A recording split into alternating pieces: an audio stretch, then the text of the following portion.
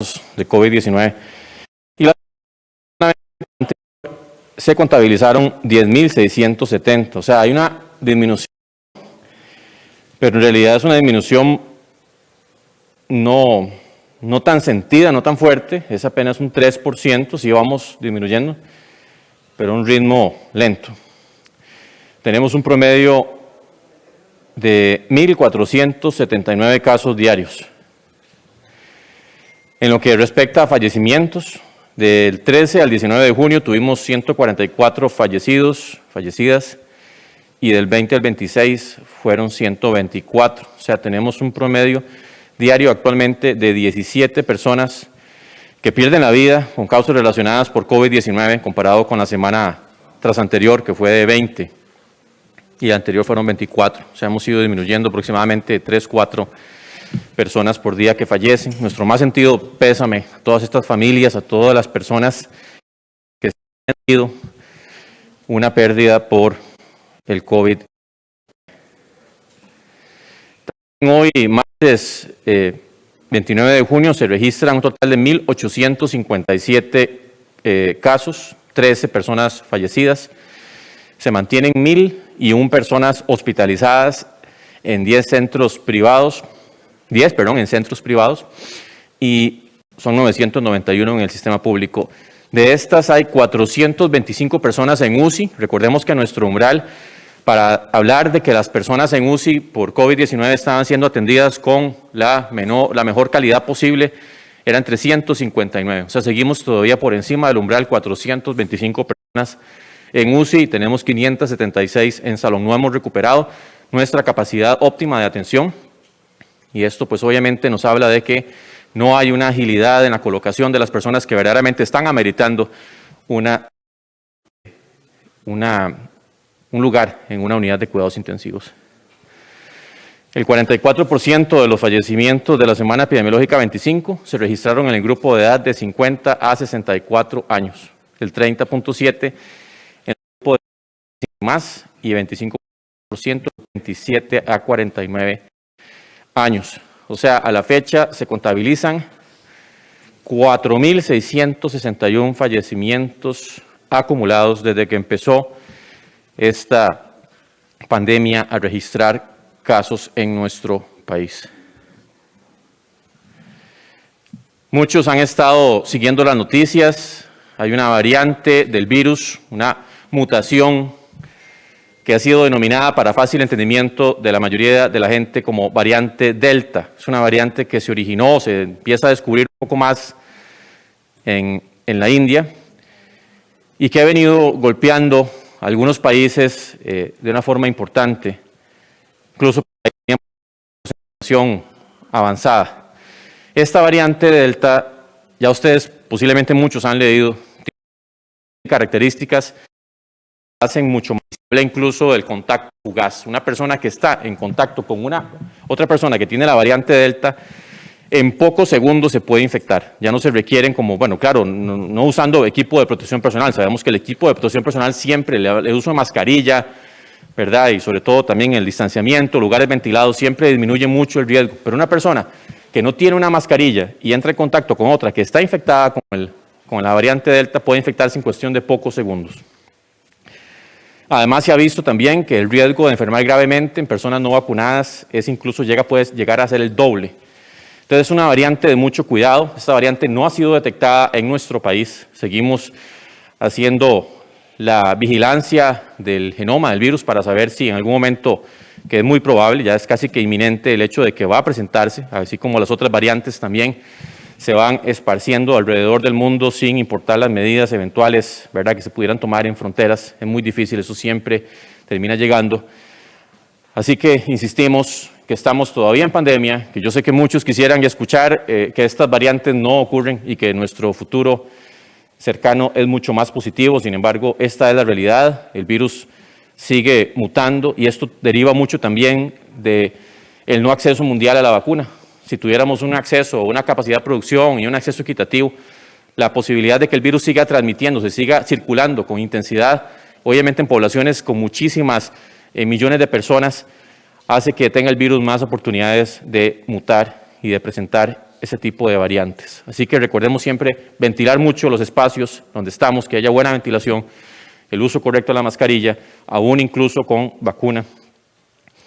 El protocolo de tos estornudo, si alguien está enfermo, no salir, lavarse las manos antes de tocarse la cara.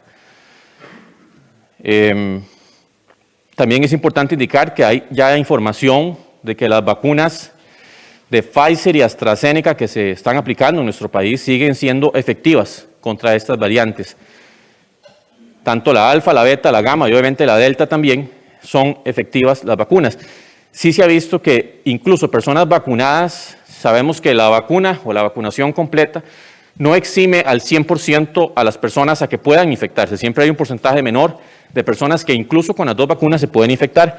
Con la variante delta hay una posibilidad todavía más alta de que se infecte. Siempre sigue siendo, en promedio, en general, una posibilidad pues no tan alta, pero sí es un poco más alta con la variable delta que con las otras variantes.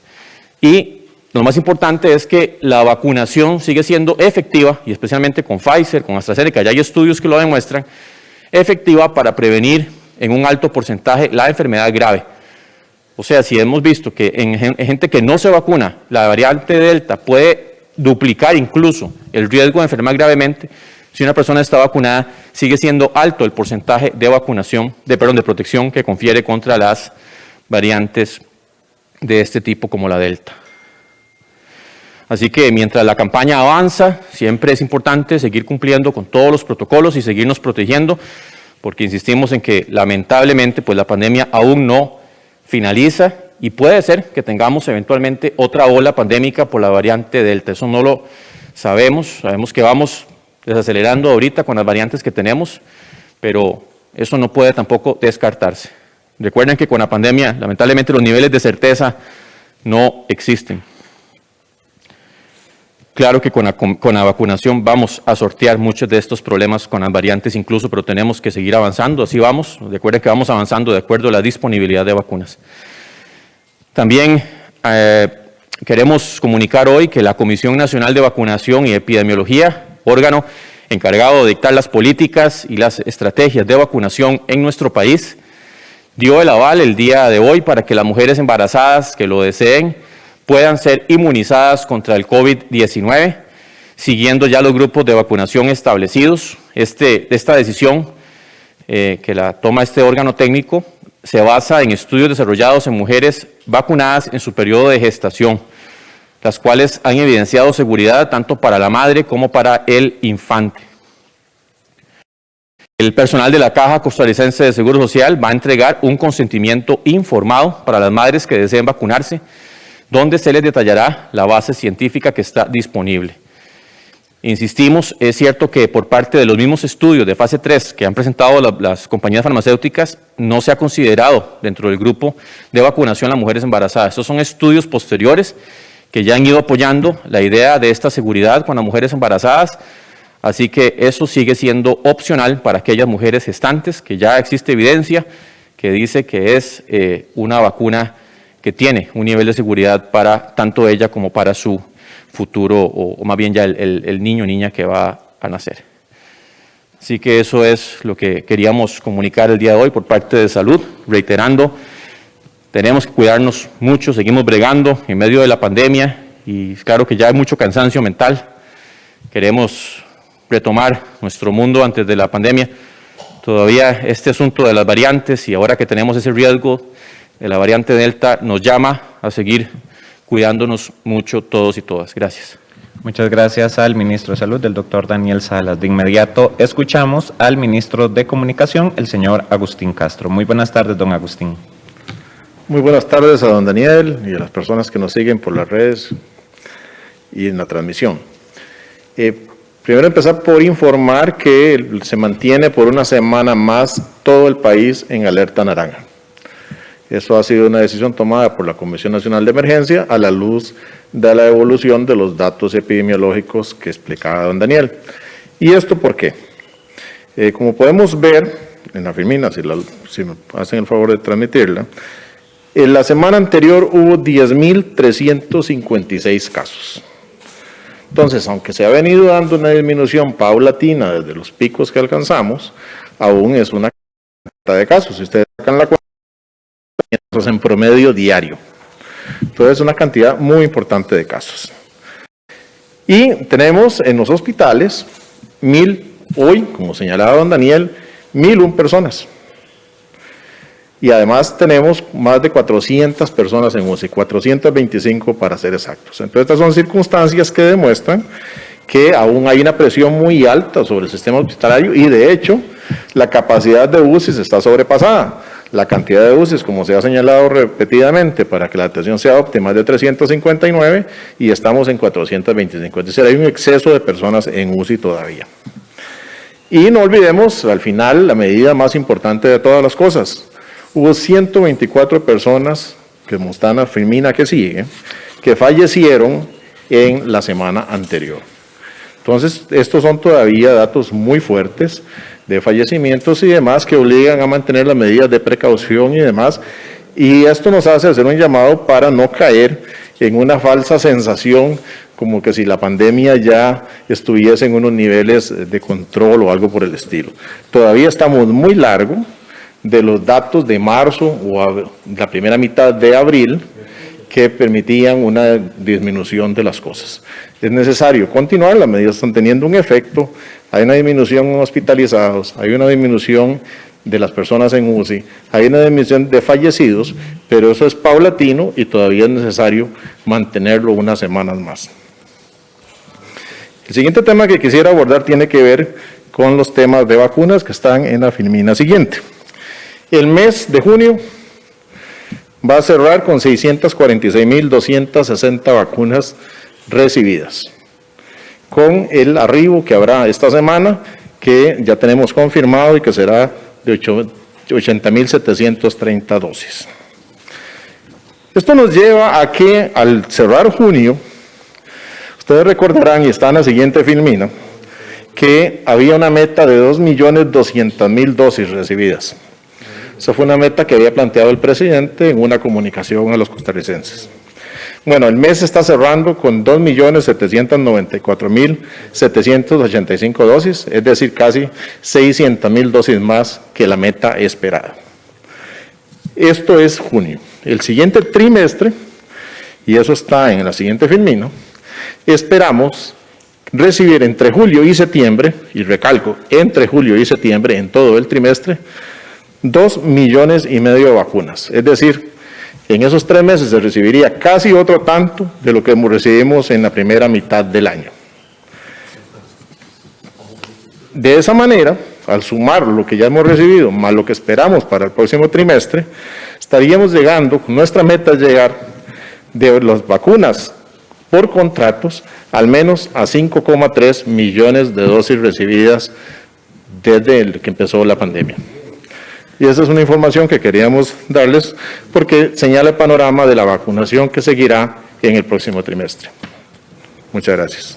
Muchas gracias al ministro de Comunicación, el señor Agustín Castro, por el detalle. Les recordamos el sitio presidencia.go.cr/alertas. El sitio está totalmente actualizado con las medidas sanitarias vigentes a la fecha. También pueden encontrar ahí las 20 excepciones a la restricción vehicular sanitaria y las características de la carta. Así también pueden encontrar el avance en el proceso de vacunación. Iniciamos con el periodo de consultas de los colegas que se encuentran de manera presencial. El primer colega en realizar sus consultas es el señor Edgar Fonseca de puroperiodismo.com. Muy buenas tardes, don Edgar. Muy buenas tardes. Buenas tardes, señor ministro. Muy buenas tardes, don Agustín. Consulta para ambos. Señor ministro, la Universidad de Costa Rica ha sido enfática en su más reciente informe que ni la restricción vehicular ni el cese del curso lectivo, la interrupción, incidieron en bajar a los niveles esperados la tasa de contagio. ¿A qué atribuye usted este estado prácticamente de estancamiento en las expectativas de disminuir más activamente esa tasa de contagio? Segundo, usted ha dicho, señor ministro, que se iba a denunciar a personal médico que se resistiera a ser vacunado. ¿cuántas denuncias han sido interpuestas hasta el momento en los diferentes centros de salud por resistirse a esta vacunación por parte del personal médico o asistente? Y tercero, señor ministro, estamos en las cercanías del curso lectivo, reiniciar el curso lectivo en 15 días. ¿Se mantiene esa reapertura prevista en el estado de situación que se está viviendo en cuanto a nivel de tasa de contagio? Para don Agustín, señor ministro, el gobierno de Estados Unidos prometió semanas atrás una donación específica para naciones de todo el mundo, incluyendo a Costa Rica. ¿Se tiene en específico el monto de esa donación de vacunas para Costa Rica? Y en este momento, de acuerdo a los envíos que están ustedes recibiendo y programados, ¿cuál es el horizonte de cobertura país de aquí al próximo trimestre en cuanto al alcance de la vacunación contra la COVID-19? Muchas gracias, don Edgar. Escuchamos primero al ministro de Salud y posteriormente al señor ministro de Comunicación. Gracias, don Edgar, por sus 3 preguntas. La primera, vamos a ver, la restricción vehicular sanitaria ya tiene una asociación desde el punto de vista que la herramienta, y lo sabemos ya a nivel mundial, que más ayuda a disminuir contagios es la disminución de la movilización. Y la restricción vehicular va en esa ruta, incluso ya hay estudios del Estado de la Nación, de la UCR, de diferentes instancias, ¿verdad? Y otras también que han referido su asociación positiva en la disminución de contagios. Claro que el ritmo que hubiéramos querido nosotros de disminución de contagios hubiera sido mayor. Imagínense que si no hubiéramos tomado la restricción vehicular, posiblemente no estaríamos ni siquiera hablando de una disminución en este momento de casos. Posiblemente estaríamos todavía en incremento o en niveles mucho superiores, ¿verdad?, de casos diarios y de fallecidos. Entonces, hablar de que no ha sido tal vez el escenario ideal para una disminución vertiginosa de casos, sí es correcto, pero también hay que entender que en este momento estamos hablando más bien de una disminución, aunque es paulatina, aunque es no tan sustancial como muchos quisiéramos ver, pero también es facultada esta disminución por las mismas medidas. O sea, no podríamos hablar de un escenario como el que tenemos en este momento si no fuera porque hemos tomado esa medida de la restricción vehicular con las alternancias que ustedes ya han ido conociendo a lo largo de las semanas anteriores. Con respecto al cierre del curso lectivo o la interrupción presencial, recordemos lo que ya habíamos anotado en el sentido de la vigilancia que se lleva de los casos y que no teníamos en realidad reportes de brotes sin control, más bien eran la mayoría de los centros educativos presentaban si acaso un caso por semana, de los que presentaban que en realidad nunca superó el 10% cuando estábamos haciendo los análisis en la presencialidad activa. Así que también eso es importante porque no se vale tampoco decir que el curso lectivo es el que lo mismo justamente lo que usted ve con el curso lectivo en una pausa presencial, ¿verdad? Y todavía no hay una disminución vertiginosa. Y eso lo sumamos a los datos que hemos ido analizando, tanto salud como educación, justamente lo que nos refleja es que no es lo que han dicho algunos, más bien hay estudios que dicen que por el hecho de que están en centros supervisados con cumplimiento de protocolos, el riesgo pues sigue siendo en realidad muy bajo, muy bajo. Con respecto a las denuncias penales por no vacunarse, siempre pues insistiremos que al final, ¿por qué es que se ha puesto como obligatoria para los grupos que se ha puesto como obligatoria la vacuna? No es por un asunto meramente de un capricho o un criterio subjetivo, es porque hay un riesgo claro en la interacción mucho más cercana que tienen esos grupos de funcionarios con las personas que atienden de que eventualmente haya una transmisión efectiva. Y primero tenemos ese llamado a no hacer daño. Nosotros ya hemos enviado las notas solicitando las listas, solamente por el momento Cruz Roja ha respondido, ya se enviaron en las semanas anteriores, estamos a la espera de que las demás instituciones respondan, tanto la Caja como el Instituto Nacional de Seguros, y haremos las denuncias en este mes de julio, en este mes venidero, cuando ya tengamos las listas, insistiremos que podamos tener las listas. Y yo creo que con la reanudación de clases es lo mismo que yo le indicaba anteriormente, le sumo el hecho de que pues ya también hemos ido vacunando y sabemos que seguiremos vacunando a los funcionarios del sector educativo, tanto del sector público como privado, que también como insisto, la vacunación al final es algo complementario a lo más importante y lo más fuerte que tenemos, que son los protocolos que se han trabajado de una forma muy responsable, de una forma muy consciente para tratar de maximizar esa protección en los centros educativos, y que sabemos que el rezago, el daño social, el daño hasta incluso económico que se genera con la interrupción de las clases sigue siendo un asunto muy delicado, especialmente para los niños. Ustedes lo saben, todo el asunto que hemos hablado de la seguridad alimentaria, la violencia, la explotación, ¿verdad? Problemas de salud que no se detectan si no es porque están en clases. Todo esto, y que al final, insisto, a la luz de los datos, incluso de lo que se han hecho en otros países y también lo que hemos visto en nuestro país, no sigue siendo un propulsor importante de casos de las clases presenciales por el mismo cumplimiento de protocolos. Y ahora con la complementariedad de que ya vamos avanzando con la vacunación, pues en realidad es un escenario bastante favorable. Muchas Daniel, gracias. una consulta adicional. ¿Maneja usted el dato de cuántas vacunas de AstraZeneca han sido aplicadas hasta el momento? Y si se ha reportado algún incidente severo en razón de que previo a la aplicación de esta vacuna hubo mucho cuestionamiento, mucha duda en cuanto a posibles efectos severos secundarios. Sí, en eso, bueno, el dato exacto no lo tengo, ya es claro que pues hemos avanzado bastante en la aplicación de vacunas de AstraZeneca. No tenemos en realidad eventos supuestamente atribuibles a la vacunación asociados a AstraZeneca. La mayoría, como lo hemos dado a conocer la semana pasada, la mayoría de los eventos adversos son leves en los casos que se presentan, porque apenas es un porcentaje muy reducido de todas las personas que se vacunan en donde se reportan eventos adversos, y que la mayoría ha sido generalmente dolor de cabeza, sitio en el dolor de vacunación, ¿verdad? Pero no hemos tenido eventos severos. Muchas gracias al ministro de Salud. Escuchamos al ministro de Comunicación. Don Edgar, aprovecho su pregunta en relación con el estado actual de la vacunación para darles un dato que acaba de salir.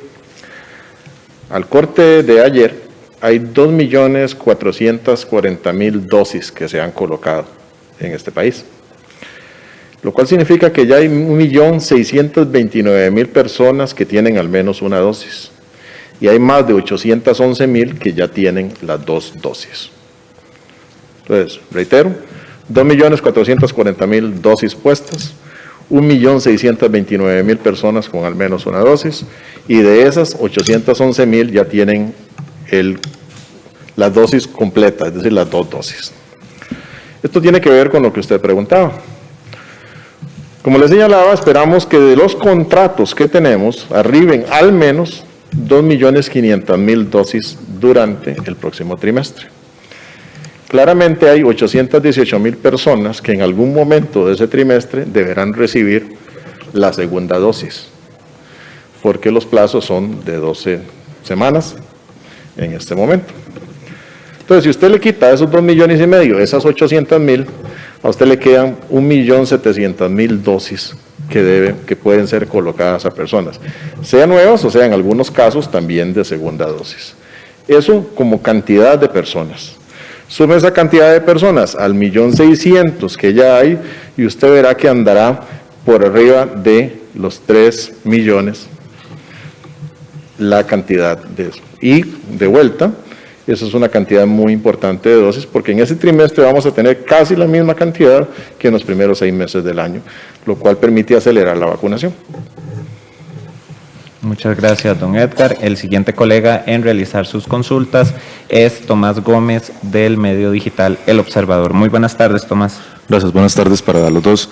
Don Daniel, comienzo por usted. Ahora que se anuncia la amenaza de la nueva variante, ¿qué medidas se pueden tomar en el país para no tener que volver a los cierres si se supone que es una variante mucho más contagiosa? Y si se maneja el dato de si tenemos desperdicio de vacunas hasta la fecha, ya sea porque alguien no se presentó, porque la gente no quiso recibirlo. Desperdicio de vacunas, o si han perdido vacunas en ese plazo. Y después, don Agustín, si podemos profundizar si hay un anuncio concreto o no de la donación de vacunas de Estados Unidos por parte del presidente Joe Biden. En las últimas 24 horas, varios gobernantes de América Latina ya recibieron la notificación. ¿Ya Costa Rica está en esa lista o está agendada alguna conversación con el gobierno estadounidense? Muchas gracias. Gracias, Tomás. Escuchamos al doctor Salas. Gracias, Tomás. La primera pregunta que usted plantea, la variable Delta y cualquier otra variante en realidad que pueda surgir, esperemos que conforme vayamos avanzando en vacunación, pues no surjan tantas variantes, sobre todo que representen riesgos mayores para la sostenibilidad de los países. De las medidas es justamente lo que ya introduje anteriormente. O sea, las medidas sanitarias, el uso de mascarillas sigue siendo muy importante, el distanciamiento. Ya hemos hablado de que medidas, por ejemplo, en frontera, como pedir pruebas, al final eso no impide que las variantes lleguen a los diferentes países. Países que han tenido esas medidas igual las tienen ya, tienen la variante Delta, por el asunto también de que una prueba negativa en cuestión de horas puede hacerse positiva, y sabemos que con 72 horas, 48 horas, hay muchísimas posibilidades de que una prueba negativa, o más bien un paciente que se reporta en una prueba como negativo, vaya a ser positivo en ese lapso. Así que eso en realidad no funciona bien, y yo creo que en eso, por eso es que justamente llamamos a que tenemos que ser muy conscientes que no hemos salido de la pandemia, y que al final todos estamos no solamente empujando que la curva de casos desde el punto de vista de salud y de fallecimiento disminuya, sino también con esto facilitamos que haya menos restricciones. O sea, en la medida que tengamos un buen comportamiento sanitario, uso de mascarilla, que la gente enferma no salga, que la gente se reporte cuando tiene síntomas y vaya a hacerse la prueba y se aísle como tiene que ser, y lavado de manos y todo esto que hemos hablado, esto faculta también que podamos recuperar muchísimo de la actividad económica, que lamentablemente pues muchas veces se ve disminuida por el mismo COVID, ¿verdad? Y por todo lo que ya ustedes saben. Entonces, en realidad, en eso, Tomás, las medidas son y siguen siendo por excelencia las medidas sanitarias que ya hemos venido informando. Y con respecto al porcentaje de desperdicio de vacunas, es bastante bajo. Sabemos que, no tengo el reporte último acá, pero sí sabemos que posiblemente no supera las 1,000, ¿verdad?, dosis que se han desperdiciado. En eso se han implementado un montón de estrategias, ¿verdad?, como tener listas de personas, e incluso está facultado, si no aparece la persona que ya está convocada, no aparece, y hay una lista de posible suplente y no aparece, también se usa para no perder esa dosis que ya estaba planificada para ese día. Se puede incluso vacunar a las personas que estén cerca, ¿verdad? En eso pues se han tomado las previsiones justamente para que ese nivel de desperdicio sea el menor posible, y en eso pues incluso la caja, ¿verdad?, que es la que está aplicando directamente, pues puede también dar el dato más exacto, pero sí sabemos que es una cantidad en realidad bastante baja, ¿verdad?, de dosis de desperdicio. Gracias. Escuchamos al ministro de Comunicación. Gracias, don Tomás. En relación con ese tema, efectivamente, tanto el presidente Biden como la Secretaría de Estado, en otros casos, han dado información de los países que van a recibir vacunas, y como sabemos, han señalado expresamente que Costa Rica está entre esos países, tanto a través del mecanismo COVAX como a través de cuestiones bilaterales. En cuanto a los anuncios que han hecho con otros países, en todos los casos ha sido el mismo patrón. Han hecho un anuncio el país y el Departamento de Estado o la embajada respectiva, etcétera. Es decir, han sido anuncios bilaterales. Costa Rica ha estado trabajando estrechamente con el gobierno de los Estados Unidos, precisamente para ver todos los detalles que un asunto de estos envuelve, y cuando las cuestas estén finiquitadas, cuando estén todo claro, haremos la comunicación respectiva que haya que hacer. ¿Hay probabilidad de que sea esta semana, como está pasando con los demás países de la zona, don Agustín? Depende de aspectos logísticos, don Tomás, que no se controlan. Entonces, nosotros esperamos que estemos pronto en una capacidad de hacer un anuncio, pero no podemos de ninguna manera entrar en una fecha, porque además dependemos, vamos a ver, ellos están al mismo tiempo lidiando con, como usted lo señalaba, una serie importante de países que están todos en esta necesidad. Entonces, en la medida en que ellos van resolviendo los temas logísticos y van asignando las vacunas, en esa medida se va procediendo. Se está en coordinación con ellos, pero no es oportuno especular sobre fechas que no están aún definidas. Muchas gracias. Muchas gracias, Tomás. Escuchamos a Tracy Morales, la siguiente colega de Noticias Repretel. Muy buenas tardes, Tracy. Buenas tardes. Las primeras consultas son para don Daniel. La primera consulta, don Daniel, está relacionada si ya se discutió a lo interno de la Comisión de Vacunas sobre la futura aplicación de la vacuna en niños. ¿Qué debe contemplarse para que ingrese el esquema de vacunación y si será obligatoria? La segunda pregunta, ¿se podría valorar colocar dosis de marca distinta? Yo sé que este tema ya lo han abordado, pero ante la falta de vacuna de AstraZeneca, ¿sería una opción? Y de acuerdo con un estudio, en Inglaterra basta una única dosis de la vacuna COVID-19 para proporcionar inmunidad a personas que han sido previamente infectadas. Esto ayudaría a tener más suministro de vacunas. ¿Podría ser factible aplicarlo en Costa Rica? Y para don Agustín, estas dos consultas son de parte de mi compañero Óscar Ulloa. Consulta: ¿qué representa para usted, don Agustín, haber cumplido un año sin conferencia del Consejo de Gobierno y las críticas de la prensa sobre su gestión, sobre los obstáculos y dificultades para trabajar en los medios? Y la segunda pregunta: el ministro de Hacienda, Ilián Villegas, nos confirmó que están en contra de ampliar la moratoria del IVA al sector turismo, con lo cual el cobro de ese impuesto a ese sector tan golpeado por la crisis entraría en vigencia este jueves. ¿Qué mensaje le da Casa Presidencial a este sector tras esa decisión, ahora que tendrá que enfrentar una nueva carga? Muchas gracias. Gracias, Tracy. Escuchamos al doctor Salas, posteriormente al ministro Castro. Sí, Tracy, gracias por sus 3 interrogantes. La primera, con respecto a la vacunación para niños. Bueno, recordemos que ya lo que está autorizado a nivel de ensayos, donde ya se habla de un nivel de seguridad y eficacia, ¿verdad?, aceptable para ser llevada a las poblaciones, es a partir de los 12 años por el momento. Y ya esa vacunación está aprobada tanto para el grupo 3, que son personas con factores de riesgo, como para el grupo 5, que serían también ya personas incluso sin factores de riesgo. Las dosis ya menores a 12 años están todavía los ensayos llevándose a cabo, entonces esperaríamos en el transcurso del año que haya alguna información. Principalmente hemos sido enterados de Pfizer, ¿verdad?, que está llevando a cabo esos ensayos, aunque claro que pues todas las compañías son libres de hacer ese tipo de ensayos y ver también, valorar la eficacia y la seguridad. Así que en el momento que eso exista y ya exista una aprobación por una agencia estricta, ya se vuelve inmediatamente un asunto de que ya entra en tema de discusión de forma seria, porque igual también las mismas compañías tienen que presentar esa misma evidencia ante la Autoridad Regulatoria Nacional para que también sea aprobado, como lo hicimos con este grupo de 12 años a 16. Recuerdo que ya la FDA la aprobó y fue creo que como en 15, 22 días posteriores que se presentó por parte de Pfizer la documentación acá para que fuera también aprobada por la autoridad regulatoria. Entonces, en su momento, cuando tengamos esos análisis, pues claro que lo vamos a discutir. Y con respecto a la obligatoriedad, pues todas las vacunas en niños, ¿verdad?, son obligatorias, así que no veríamos el por qué no sería obligatoria también en este caso. Así que también eso lo vamos a valorar en su momento, igual cuando tengamos esa discusión, pues ahí lo vamos a valorar. La colocación de dosis de marcas distintas, sí hay algunos estudios, especialmente con, primero, haber aplicado AstraZeneca y en segundo lugar con Pfizer, ¿verdad?, en donde pues se ha visto una respuesta inmunológica bastante favorable. Por el momento mantenemos todavía los esquemas correspondientes de acuerdo a la dosis que se puso inicialmente. Pero sí es una posibilidad que ya se empieza a analizar, ¿verdad?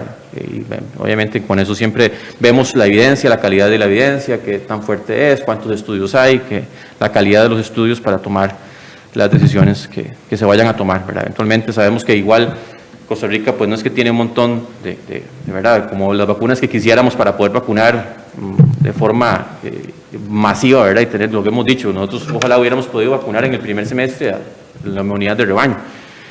Entonces también ese asunto, no tener tantas dosis por el asunto de disponibilidad, ¿verdad? Y también hace que no podamos hacer como tantas desajustes en la parte de las vacunas, ¿verdad? Pero ya se está valorando al interno de la comisión, don Daniel. Sí, todos los estudios que generalmente van saliendo, ¿verdad?, que son ya de trascendencia para la parte logística, como el espaciamiento de dosis, como este asunto de combinar dosis, ya se empiezan también a analizar. Esto, por ejemplo, con las embarazadas, que ya comunicamos hoy, son informaciones que se empiezan a valorar y, como le digo, conforme vaya teniendo más sustento, más información, se pueden tomar decisiones al respecto, pero por el momento sí se permanece la segunda dosis en correspondencia con la primera. Y con respecto a lo que usted hablaba de una única dosis a personas que ya habían, ¿qué? Que ya se habían infectado. Que ya se habían infectado. Sí, en eso hay que tener también cuidado porque sabemos que las infecciones, por ejemplo, pueden variar mucho con respecto a la carga, a la cantidad de virus que ingresan a una persona. Pueden haber dos enfermos, digamos, que tuvieron una positividad, tuvieron un cuadro muy leve porque la cantidad de virus, ¿verdad?, que tuvieron fue muy baja. Entonces, tal vez en esto las vacunas lo que llegan es con una dosis ya estandarizada a levantar una respuesta más uniforme en las personas, el sistema inmunológico. Entonces hay que tener pues cierto cuidado, porque si bien es cierto, habrán personas que habrán tenido una respuesta inmunológica más fuerte, habrán otras que no necesariamente con la infección natural, con la infección, digamos, al virus salvaje, exponiéndose al virus directamente.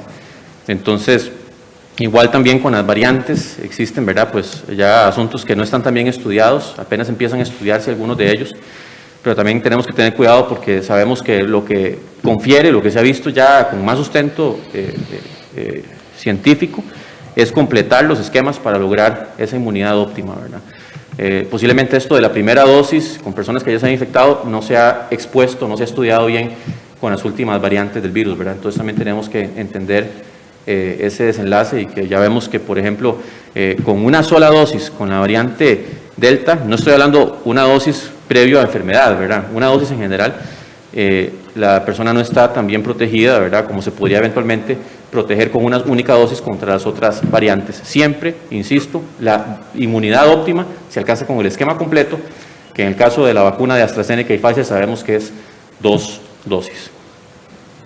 Muchas gracias, ministro. Escuchamos al ministro de Comunicación. Gracias, Tracy. En relación con las preguntas de su compañero, durante más de un año esta es una conferencia sobre temas COVID, y durante más de un año yo he mantenido el compromiso con los medios de que aquí solo se abordan temas COVID. Nosotros no abordamos otros temas que no son COVID acá, no traemos expositores de ningún otro tema, precisamente porque en algún momento había planteamientos de los medios de que la conferencia se dedicara a eso. No obstante, déjeme decirle en relación con la pregunta, que desde mediados de marzo, es decir, hace ya 3 meses, todas las semanas comunicamos sobre los temas de Consejo de Gobierno, enviamos un comunicado y enviamos la información a todos los medios. A ustedes les ha llegado, estoy seguro. Y en cuanto al tema hacendario, don Elian es el jerarca de la materia hacendaria, y cuando hay una norma que está vigente, pues el Ministerio de Hacienda no puede aplicar normas que están existentes. Si esa norma entra a regir el jueves, es una norma que el Ministerio de Hacienda tiene que cumplir porque es una obligación legal. Gracias, muy amable. Gracias, Tracy. Escuchamos al colega Roger Espinosa de Diario Extra. Muy buenas tardes, Edgar. Buenas tardes. Señor ministro, la pregunta es la siguiente. Ya hay expertos que aseguran que en el país podría haber variante Delta sin haber sido detectada por el momento. El mensaje para la población para no bajar la guardia. Sí. Y segundo, ¿podría afectar esa variante Delta la inmunidad de rebaño que se pretendía para final de este año? Sí, gracias por sus preguntas, Roger. También es importante aclarar que tal vez no lo especifiqué ahora al inicio, la vacunación para mujeres embarazadas se está aprobando con la vacuna de Pfizer, que es con la que hay justamente más sustento científico, para que también, por aquello del mensaje, ¿verdad?, que quede bien claro que es con la vacuna de Pfizer que se autoriza la vacunación en embarazadas, siempre y cuando se entregue ese informativo antes a la madre. Con respecto a la variante Delta, sí, perfectamente puede estar circulando. Sabemos que al ser una variante de tanta facilidad en la transmisión, posiblemente no pasaría mucho tiempo desde que empiece a circular hasta que se detecte. En eso, pues, nosotros hacemos la vigilancia genómica, ¿verdad? Y pues, en eso, claro que quisiéramos tener una capacidad enorme de hacer casi que todas las pruebas, ¿verdad?, que se hacen de PCR o de antígenos, pasarlas por vigilancia genómica, pero no es posible. Pero sí, es probable que ya haya empezado a circular. Y eso sería pues también más preocupante desde el punto de vista que puede más bien, ¿verdad?, como hacer una sinergia con lo que ya teníamos de casos y hacer un repunte. Por eso no podemos bajar la guardia, por eso tenemos que estar muy atentos a cumplir protocolos. Por eso, aunque sea muy cansado, ¿verdad?, y que uno quiera ya tirar todo esto de la pandemia por la ventana y decir, ya esto no me importa, lamentablemente el virus nos está poniendo en este momento todavía las pautas, y esta variante de Delta es muy cierta. Ministro, y con respecto a la afectación, quería hacer nada más un paréntesis. ¿Cuánto tiempo podría durar en darse cuenta en las autoridades de que ya está circulando aquí esa variante?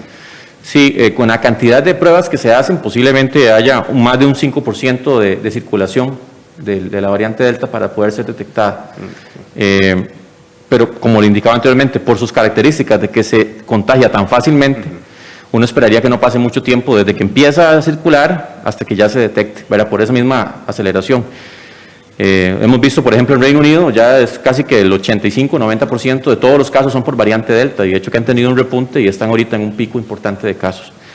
Y con respecto a la afectación a la inmunidad de rebaño, lo que hemos visto es que con las 2 vacunas que estamos aplicando en nuestro país, es cierto que disminuye un poco la efectividad, sí disminuye la efectividad para la no transmisión.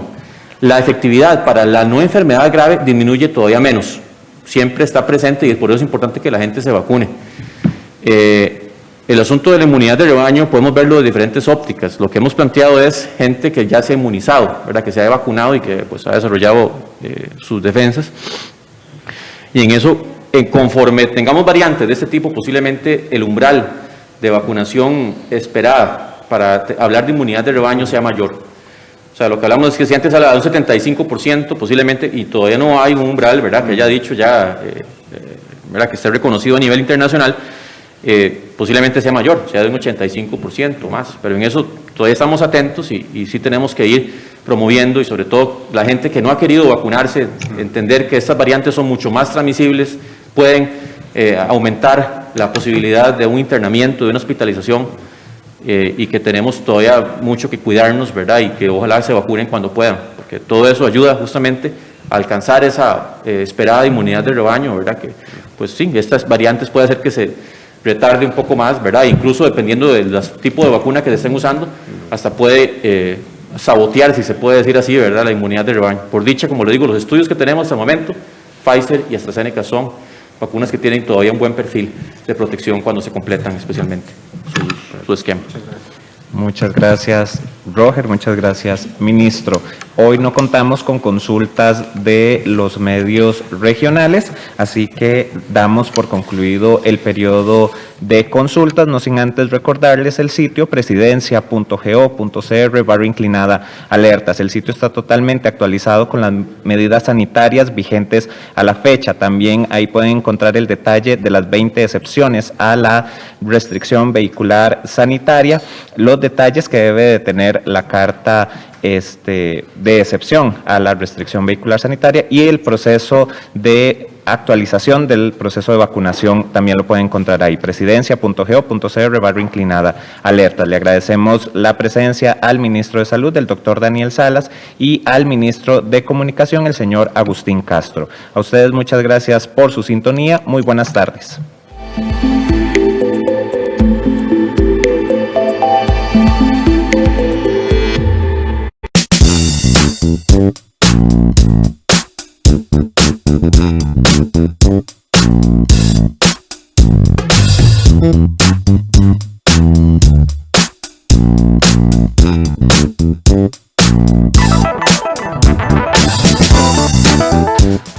Hola, qué gusto verlos de nuevo acá en Soluciones del 13. Hoy les contaremos sobre el programa CREA C15, que les da asesoría y financiamiento no reembolsable a consorcios conformados por pymes, personas emprendedoras e iniciativas productoras agropecuarias que avanzan en su proceso para ofrecer productos y servicios con sello cultural y territorial. Además, estaremos contándoles todo sobre el gordito de medio año de la Junta de Protección Social. Y como en todos los programas, traemos más iniciativas solidarias y buenas noticias para ustedes en sus casas. Comenzamos. Desde este mes de junio, un equipo de Intel Costa Rica ofrecerá una serie de talleres para aquellas personas interesadas en conocer más sobre el mundo de la programación. Los talleres son gratuitos y se impartirán de manera virtual.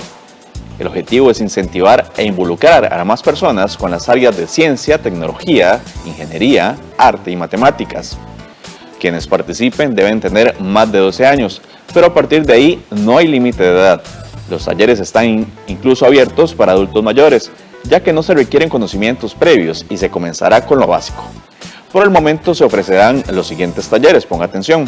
Introducción a la programación. Los requerimientos son de tener un dispositivo con acceso a Internet, sea un celular, una tablet o una computadora. También introducción a Python. Los requerimientos, un dispositivo con acceso a Internet. Y por último, introducción a Arduino, cuyos requerimientos es también tener un dispositivo de acceso a Internet. Para más información se puede inscribir al correo, ponga atención, visitasSTEM@intel.com. y el MEP entregará a más de 5.000 estudiantes de preescolar en zonas rurales con limitaciones de conectividad e internet, mochilas y kits con materiales y recursos educativos para el desarrollo de sus habilidades. Son kits que complementan la educación combinada e incluyen recursos sencillos como lupas, imanes, cuerdas, bolas, paletas de madera y piedras de colores, libros de cuento, títeres de mano, crayolas y plastilina, entre otras. Las personas beneficiadas